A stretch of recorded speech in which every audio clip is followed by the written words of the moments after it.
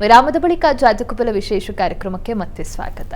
ಶಾಸ್ತ್ರಗಳೇ ಇನ್ನುಳಿದ 6 ರಾಶಿಗಳ ಮೇಲೆ ಯಾವ ರೀತಿಯ ಪ್ರಭಾವ ಬೀರುತ್ತೆ, ಫಲಾಫಲ ಹೇಗಿದೆ ತಿಳಿಸ್ಕೊಡೋದಾದ್ರೆ ಇನ್ನು ತುಲಾರಾಶಿಯವರಿಗೆ ದಿವಸ ನೋಡಿ, ವೃತ್ತಿಯಲ್ಲಿ ಕಠಿಣವಾದ ಸವಾಲು ಎದುರಿಸಬೇಕಾಗುತ್ತೆ. ಕಷ್ಟ ಇದೆ, ವಿಘ್ನ ಇದೆ, ತೊಡಕಿದೆ. ನಿಮ್ಮ ಕೆಲಸವನ್ನು ಇನ್ನೊಬ್ಬರು ತೊಗೊಂಡ್ಬಿಟ್ಟು ನಿಮಗೆ ಸುಮ್ಮನೆ ಕೂತಿರೋದು, ಅದೇ ತಲೆನೋವು, ದೊಡ್ಡ ತಲೆನೋವು, ಆ ಥರದ್ದಾಗೋ ಸಾಧ್ಯತೆ ಇದೆ. ಸಂಗಾತಿಯಲ್ಲಿ ಮನಸ್ತಾಪ ಇದೆ, ಬೇಸರ ಆಗುತ್ತೆ. ವ್ಯಾಪಾರಿಗಳು, ಅದರಲ್ಲೂ ಹೆಣ್ಮಕ್ಳು ವ್ಯಾಪಾರ ಇದ್ದರೆ ತೊಡಕಿದೆ, ತುಂಬ ಹುಷಾರಾಗಿರಬೇಕು ಈ ದಿವಸ. ವೈದ್ಯಕೀಯ ಕ್ಷೇತ್ರದಲ್ಲಿರೋರಿಗೆ ತೊಡಕಿದೆ, ಸ್ವಲ್ಪ ಹುಷಾರಾಗಿರಿ. ಪ್ರಾರ್ಥನೆ ಈ ದಿವಸ ತಪ್ಪದೆ ನೀವು ಕೂಡ ಅಮ್ಮನವರಿಗೆ ಕ್ಷೀರಾಭಿಷೇಕ ಮಾಡಿಸಿದ್ರೆ ಬಹಳ ಒಳ್ಳೆಯದು. ಇನ್ನು ವೃಶ್ಚಿಕ ರಾಶಿಯವರಿಗೆ ಈ ದಿವಸ ಸಂಗಾತಿಯ ಸಹಕಾರ ತುಂಬ ಚೆನ್ನಾಗಿದೆ. ವ್ಯಾಪಾರದಲ್ಲಿ ಹೆಚ್ಚಿನ ಅನುಕೂಲ ಉಂಟಾಗುತ್ತೆ. ವೃತ್ತಿಯಲ್ಲೂ ನಿಮಗೆ ತೊಡಕಿಲ್ಲ, ಯೋಚನೆ ಮಾಡಬೇಡಿ. ಆದರೆ ಹೆಣ್ಣು ಮಕ್ಕಳಿಗೆ ಸಾಲ ಬಾಧೆ ಸೂಚಿಸ್ತಾ ಇದೆ, ಹುಷಾರು. ತಂದೆ ಮಕ್ಕಳಲ್ಲಿ ಮನಸ್ತಾಪ ಬರುತ್ತೆ, ಅದೂ ಸೂಚಿಸ್ತಾ ಇದೆ, ಸ್ವಲ್ಪ ಹುಷಾರಾಗಿರಿ. ಈಶ್ವರ ಸನ್ನಿಧಾನದಲ್ಲಿ ರುದ್ರಾಭಿಷೇಕ ಮಾಡಿಸಿದ್ರೆ ಬಹಳ ಒಳ್ಳೆಯದು. ಇನ್ನು ಧನುರಾಶಿಯವರಿಗೆ ವೃತ್ತಿಯಲ್ಲಿ ಹೆಚ್ಚಿನ ತೊಡಕಿದೆ, ಪರಿಶ್ರಮ ಇದೆ. ಬೌದ್ಧಿಕ ಮಾನಸಿಕವಾಗಿ ಕುಗ್ಗುತ್ತೀರ. ಜೊತೆಗೆ ಮಕ್ಕಳ ವಿಚಾರದಲ್ಲಿ ತುಂಬ ಮನಸ್ಸಿಗೆ ಪೆಟ್ಟು ಬೀಳುವ ಸಾಧ್ಯತೆ ಇದೆ. ವಸ್ತು ನಷ್ಟತೆ ಇದೆ, ಕಷ್ಟ ಇದೆ, ಸ್ವಲ್ಪ ಕಠಿಣವಾಗಿದೆ ಇವರೇ. ಧನುಸ್ಸು ರಾಶಿಯು ಸ್ವಲ್ಪ ಧೃತಿಶಾಲಿಗಳಾಗಿರಬೇಕು, ಧೈರ್ಯವಾಗಿರಬೇಕು. ಇದರ ನಿವಾರಣೆಗೆ ನೀವು ನೋಡಿ, ಒಂದು ದುರ್ಗಾ ಸ್ತುತಿಯನ್ನು ಹೇಳ್ಕೊಳ್ಳೋದು, ಎರಡನೇದು ಗುರುಚರಿತ್ರೆಗೆ ಅಥವಾ ಗುರು ದರ್ಶನ ಮಾಡೋದು ತುಂಬ ಒಳ್ಳೆಯದು.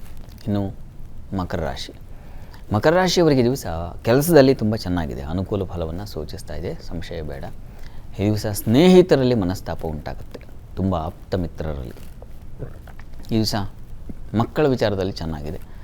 ದಾಂಪತ್ಯದಲ್ಲಿ ಅಸಮಾಧಾನ ಇದೆ, ಸಂಗಾತಿಯಲ್ಲಿ ವಿರೋಧಗಳು, ಮನಸ್ತಾಪಗಳು, ಭಿನ್ನಾಭಿಪ್ರಾಯಗಳು ಅತಿಯಾಗಿದೆ. ಹೀಗಾಗಿ ಪಾರ್ವತಿ ಪರಮೇಶ್ವರ ಪ್ರಾರ್ಥನೆ ಮಾಡಿಕೊಳ್ಳಿ.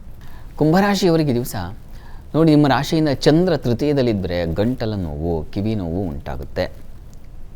ಜೊತೆಗೆ ಸಹೋದರಲ್ಲಿ ಮನಸ್ತಾಪ ಬರ್ತದೆ. ಸಹೋದರ ಸಲುವಾಗಿ ಸಾಲ ಮಾಡಬೇಕಾದ ಪರಿಸ್ಥಿತಿ ಬರುತ್ತೆ, ನಿಮ್ಮ ತಲೆ ಮೇಲೆ ಬಂದುಬಿಡುತ್ತೆ, ಹುಷಾರಾಗಿರಿ. ಈ ದಿವಸ ದೇಹಕ್ಕೆ ಪೆಟ್ಟು ಬೀಳೋ ಸಾಧ್ಯತೆ ಇದೆ, ತರಚೋದು, ಗಾಯಗಳಾಗೋದು. ಈ ಹೆಣ್ಣುಮಕ್ಕಳು ಅಡುಗೆ ಮನೆಯಲ್ಲಿ ತರಕಾರಿ ಹೆಚ್ಚುವಾಗ ಮತ್ತಿನ್ನೇನೋ ಕಾಯಿ ತುರ್ಕೊಳ್ಳುವಾಗ ಸ್ವಲ್ಪ ಹುಷಾರು, ತರಚೋಗ್ಬಿಡ್ತೀರ ಕೈ. ಪರಿಹಾರಕ್ಕೆ ನೀವು ಕೂಡ ದುರ್ಗಾ ಕವಚ ಕೇಳಿಸ್ಕೊಳ್ಳಿ, ತುಂಬ ಸಹಾಯವಾಗುತ್ತೆ.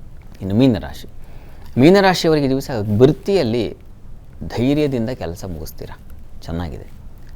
ಆದರೆ ಈ ದಿವಸ ಆಹಾರ ವ್ಯತ್ಯಾಸ ಮಾಡ್ಕೊಳ್ತೀರ, ನೀರಿನ ವ್ಯತ್ಯಾಸ, ಸ್ವಲ್ಪ ಬಿಸಿ, ಹಾಗಾಗಿ ಕೋಲ್ಡ್ ವಾಟರ್ ಕುಡಿದ್ಬಿಡೋಣ ಅಂತ ಆ ಥರದ್ರಲ್ಲಿ ತೊಂದರೆ ಮಾಡ್ಕೊಳ್ತೀರ, ಸ್ವಲ್ಪ ಹುಷಾರು. ತಂಪು ಪಾನೀಯಗಳಿಂದ ತೊಂದರೆ ಮತ್ತು ಉದರ ಬಾಧೆ ಸೂಚಿಸ್ತಾ ಇದೆ. ಬುದ್ಧಿ ವ್ಯತ್ಯಾಸ ಆಗುತ್ತೆ ಈ ದಿವಸ, ಸ್ವಲ್ಪ ನಿಮಗೂ ವೀಕ್ ಆಗಿದೆ. ಇದರ ನಿವಾರಣೆಗೆ ನೀವು ಕೂಡ ಅಮ್ಮನವರ ಪ್ರಾರ್ಥನೆ, ಅಮ್ಮನವರ ಸನ್ನಿಧಾನದಲ್ಲಿ ಒಂದು ರುದ್ರಾಭಿಷೇಕ ಮಾಡಿಸೋದು ತುಂಬ ಒಳ್ಳೆಯದು. ಈ ದಿವಸ 12 ರಾಶಿಗಳವರು, ರಾಶಿ ಗೊತ್ತಿಲ್ಲಪ್ಪ ನನಗೆ, ನಾನೇನು ಮಾಡಬೇಕು ಅಂತ ಯೋಚನೆ ಇದ್ದರೆ ಅವರೆಲ್ಲರಿಗೂ ಇರತಕ್ಕಂಥ ಒಂದು ವಿಶಿಷ್ಟವಾದ ಮಂತ್ರ ಗಮನಿಸಿ. ಓಂ ನಾರಾಯಣಾಯ ನಮಃ, ಈ ಮಂತ್ರ ಹೇಳ್ಕೊಳ್ಳಿ, ತುಂಬ ಅನುಕೂಲಗಳಾಗುತ್ತೆ.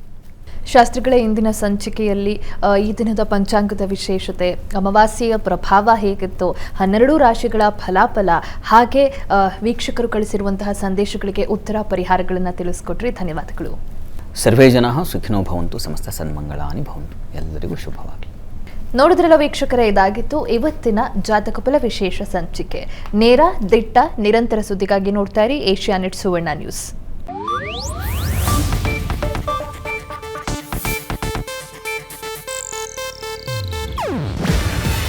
ಇದು ಏಷ್ಯಾನೆಟ್ ನ್ಯೂಸ್ ನೆಟ್ವರ್ಕ್ ಪ್ರಸ್ತುತಿ.